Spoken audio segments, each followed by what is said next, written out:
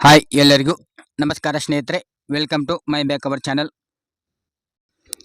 ಇವತ್ತಿನ ವಿಷಯ ಏನಪ್ಪಾ ಅಂತಂದರೆ ಹೊಸ ರೇಷನ್ ಕಾರ್ಡ್ ಅರ್ಜಿ ಸಲ್ಲಿಕೆ ಕುರಿತು. ಹೌದು ಸ್ನೇಹಿತರೆ, ಇಂದಿನಿಂದ ಏನಪ್ಪಾ ಅಂತಂದರೆ ಹೊಸ ರೇಷನ್ ಕಾರ್ಡ್ಗೆ ಅರ್ಜಿ ಪ್ರಾರಂಭ ಆಗಿರುವಂಥದ್ದು.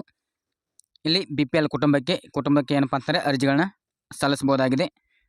ಹಾಗಾದರೆ ಹೊಸ ರೇಷನ್ ಕಾರ್ಡ್ ಅರ್ಜಿ ಸಲ್ಲಿಸಬೇಕಾದ್ರೆ ಈ ಸಲ ಏನಪ್ಪಾ ಅಂತಂದರೆ ಕಟ್ಟುನಿಟ್ಟಾಗಿ ಕ್ರಮವನ್ನು ವಹಿಸಲಾಗಿದೆ, ಅಂದರೆ ಸ್ಟ್ರಿಕ್ಟಾಗಿ ಜಾರಿಗೆ ಮಾಡಲಾಗಿದೆ. ಇದರಲ್ಲಿ ಏನಪ್ಪಾ ಅಂತಂದರೆ ಕೆಲವೊಂದಿಷ್ಟು ಮಾನದಂಡಗಳಿದ್ದಾವೆ ಮತ್ತು ಅರ್ಜಿಗಳನ್ನ ಯಾರೆಲ್ಲ ಸಲ್ಲಿಸಬಹುದು ಮತ್ತು ಅರ್ಜಿ ಸಲ್ಲಿಸೋಕ್ಕೆ ಏನೆಲ್ಲ ದಾಖಲಾತಿಗಳು ಬೇಕು ಅಂತ ಈ ಒಂದು ವಿಡಿಯೋದಲ್ಲಿ ಸಂಪೂರ್ಣವಾಗಿ ನೋಡ್ತಾ ಹೋಗೋಣ. ಅದಕ್ಕೂ ಮೊದಲು ನೀವೇನಾದರೂ ಮೊದಲ ಬಾರಿ ನಮ್ಮ ಚಾನಲ್ ನೋಡ್ತಾ ಇದ್ದರೆ ಈ ಕೂಡಲೇ ಸಬ್ಸ್ಕ್ರೈಬ್ ಮಾಡ್ತಾ ಬನ್ನಿ ನೋಡ್ತಾ ಹೋಗೋಣ. ಮೊದಲನೇದಾಗಿ BPL ರೇಷನ್ ಕಾರ್ಡ್ಗೆ ಅರ್ಜಿ ಸಲ್ಲಿಸಬೇಕಾದ್ರೆ ಮಾನದಂಡಗಳಿದ್ದಾವೆ. ಅದು ಏನಪ್ಪಾ ಅಂತಂದರೆ ಸರ್ಕಾರಿ ನೌಕರು ಮತ್ತು ಸೇವಾ ತೆರಿಗೆಯನ್ನು ಪಾವತಿ ಮಾಡುವಂಥವರಾಗಿರ್ಬೋದು, ಆಮೇಲೆ ವೃತ್ತಿ ತೆರಿಗೆ ಪಾವತಿ ಮಾಡುವಂಥವರು ಅರ್ಜಿಗಳನ್ನ ಸಲ್ಲಿಸುವಂತಿಲ್ಲ, ಅಂಥವ್ರಿಗೆ ಅವಕಾಶ ಇರೋದಿಲ್ಲ. ಇನ್ನು 3 ಹೆಕ್ಟರ್ ವನಭೂಮಿ ಅಂದರೆ 7.5 ಎಕರೆಗಿಂತ ಜಾಸ್ತಿ ಜಮೀನನ್ನು ಯಾರು ಹೊಂದಿರ್ತಾರಲ್ಲ ಅಂಥವ್ರಿಗೆ ಏನಪ್ಪ ಅಂತಂದರೆ BPL ಕಾರ್ಡ್ಗೆ ಅರ್ಜಿ ಸಲ್ಲಿಸೋಕ್ಕೆ ಅವಕಾಶ ಇರೋದಿಲ್ಲ. ಇನ್ನು ಸ್ವಂತ ವಾಹನ ಅಂತಂದರೆ 4 ಚಕ್ರದ ವಾಹನಗಳನ್ನ ಹೊಂದಿರುವಂಥವ್ರು ಏನಪ್ಪ ಅಂತಂದರೆ BPL ಕಾರ್ಡ್ಗೆ ಅರ್ಜಿಗಳನ್ನ ಸಲ್ಲಿಸುವಂತಿಲ್ಲ. ಅಂದರೆ ವೈಟ್ ಬೋರ್ಡ್ ಕಾರ್ ಇರ್ತಾವಲ್ಲ ಅಂಥವ್ರು ಕೂಡ ಅರ್ಜಿಯನ್ನು ಸಲ್ಲಿಸುವಂತಿಲ್ಲ. ಏನು ಕುಟುಂಬದ ವಾರ್ಷಿಕ ಆದಾಯ ಬಂದುಬಿಟ್ಟು 1,20,000ಕ್ಕಿಂತ ಹೆಚ್ಚಿಗೆ ಇರಬಾರ್ದು ಅಂತ ಹೇಳಿದರೆ ಅಂಥವ್ರು ಏನಪ್ಪ ಅಂತಂದರೆ ಈ ಒಂದು ರೇಷನ್ ಕಾರ್ಡ್ಗೆ ಅರ್ಜಿಯನ್ನು ಸಲ್ಲಿಸುವಂತಿಲ್ಲ. ಇದರಲ್ಲಿ ಗುಡ್ ನ್ಯೂಸ್ ಏನಪ್ಪ ಅಂತಂದರೆ ನಿಮಗೆ 5 ತಿಂಗಳ ಕಾಲ ನಿಮಗೆ ಅವಕಾಶವನ್ನು ಮಾಡಿಕೊಡಲಾಗಿದೆ ಆಹಾರ ಇಲಾಖೆ. ಇಲ್ಲಿ ದಿನಾಂಕ 4/10/2025ರಿಂದ 31/3/2026ರವರೆಗೆ ನಿಮಗೆ BPL ರೇಷನ್ ಕಾರ್ಡ್ಗೆ ಅರ್ಜಿ ಸಲ್ಲಿಸೋಕ್ಕೆ ಅವಕಾಶ ಮಾಡಿಕೊಟ್ಟಿರುವಂಥದ್ದು. ಇನ್ನು ಸಮಯ ಬಂದುಬಿಟ್ಟು ಬೆಳಿಗ್ಗೆ 10ರಿಂದ ಸಾಯಂಕಾಲ 5 ಗಂಟೆವರೆಗೆ ಹೊಸ ರೇಷನ್ ಕಾರ್ಡ್ಗೆ ಅರ್ಜಿ ಪ್ರಾರಂಭ ಇರಲಿದೆ. ಅಂದರೆ 5 ತಿಂಗಳ ಕಾಲ ನಿಮಗೆ ಹೊಸ ರೇಷನ್ ಕಾರ್ಡ್ಗೆ ಅರ್ಜಿ ಸಲ್ಲಿಸೋಕ್ಕೆ ಅವಕಾಶ ಮಾಡಿಕೊಟ್ಟಿರುವಂಥದ್ದು ಆಹಾರ ಇಲಾಖೆ.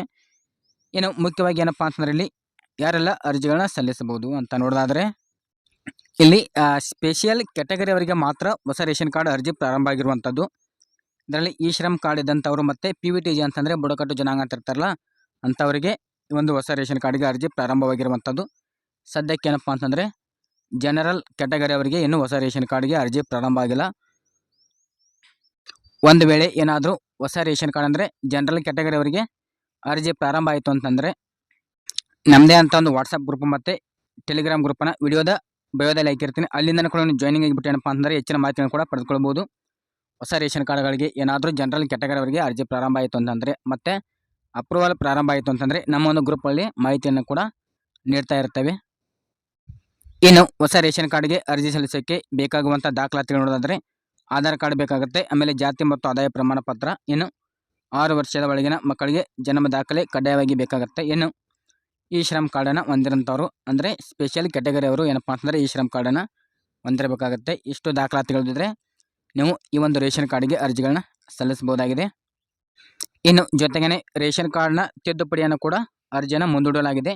ನೋಡ್ತಾ ಇರಬಹುದು, ಅರ್ಜಿ 30ನೇ ತಾರೀಕು ಏನಪ್ಪ ಅಂತಂದರೆ ಕ್ಲೋಸ್ ಆಗಿತ್ತು ಸರ್ವರು.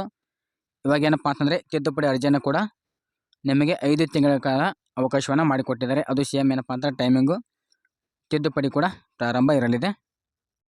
ಓಕೆ ಸ್ನೇಹಿತರೆ, ಈ ಒಂದು ವಿಡಿಯೋದಿಂದ ನಿಮಗೆ ಮಾಹಿತಿ ಸಿಕ್ತು ಅಂತ ಅನ್ಕೋತೀನಿ. ಹಾಗೆಯೇ ಈ ಒಂದು ವಿಡಿಯೋ ನಿಮಗೆ ಇಷ್ಟ ಆದರೆ ಲೈಕ್ ಮಾಡಿ, ಕಮೆಂಟ್ ಮಾಡಿ, ಶೇರ್ ಮಾಡಿ ಅಂತ ಹೇಳ್ತಾ ಈ ಒಂದು ವಿಡಿಯೋನ ಎಂಡ್ ಮಾಡ್ತಾಯಿದ್ದೀನಿ.